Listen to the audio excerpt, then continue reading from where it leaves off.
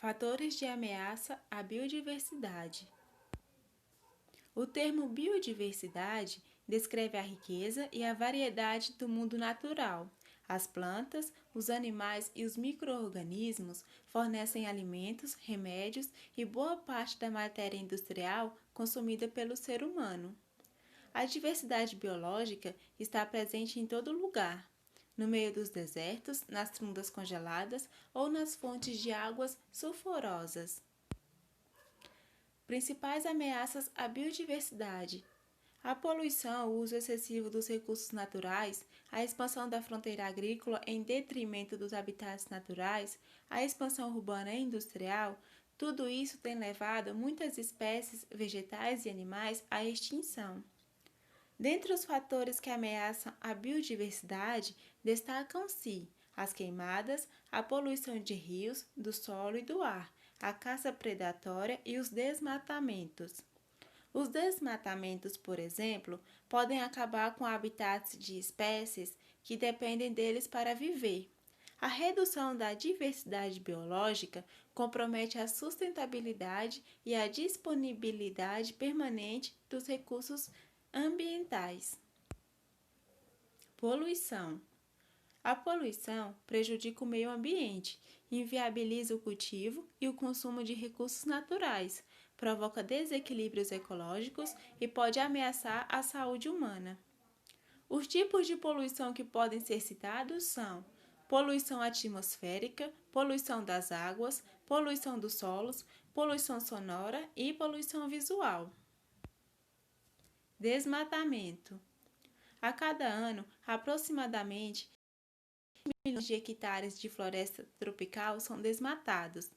As estimativas sugerem que, se isso continuar, entre 5% e 10% das espécies que habitam as florestas tropicais poderão estar extintas dentre os próximos 30 anos.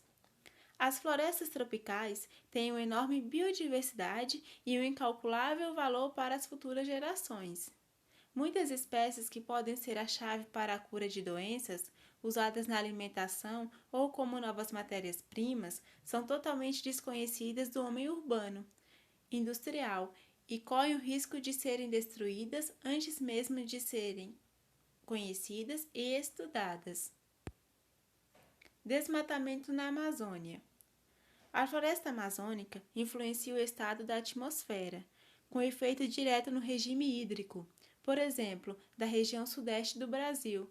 Trata-se de um bioma que, além da biodiversidade que mantém, da importância do ciclo biológico de nutrientes, ainda atua como um regulador climático. Assim, várias regiões sofreriam o impacto do desmatamento devido à redução das chuvas.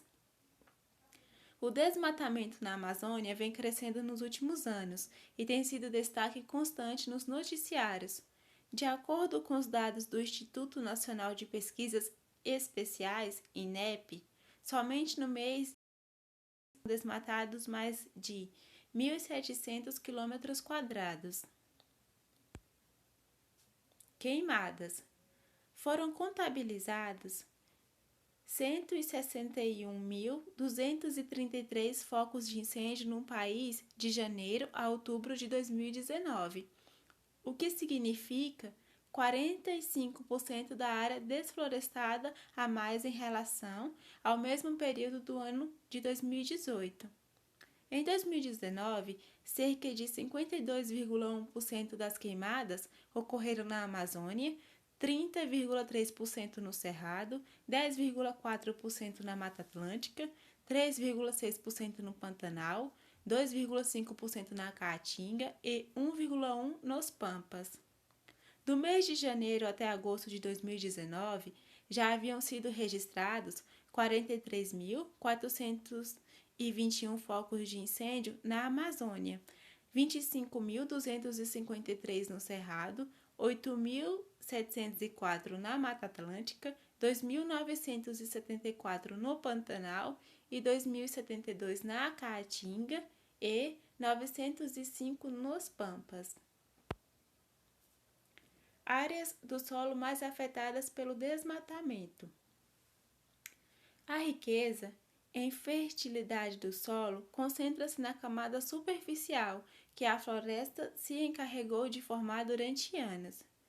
Esta é responsável pela ciclagem dos nutrientes essenciais para as plantas.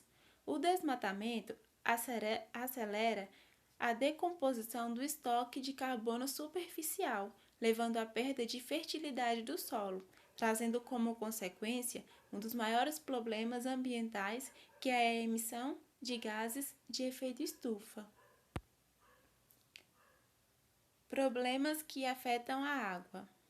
Os problemas relacionados à quantidade de água disponível nas áreas continentais decorrem de projetos de irrigação e fornecimento de água para centros urbanos, que drenam quantidades enormes de águas dos rios, riachos e lençóis subterrâneos, em volumes que excedem muito o reabastecimento natural, alterando as reservas de água doce.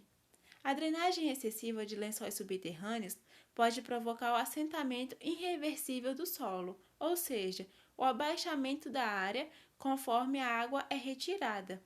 No litoral, a reserva de água doce de um lençol subterrâneo é substituída por água salgada, imprópria para o consumo humano.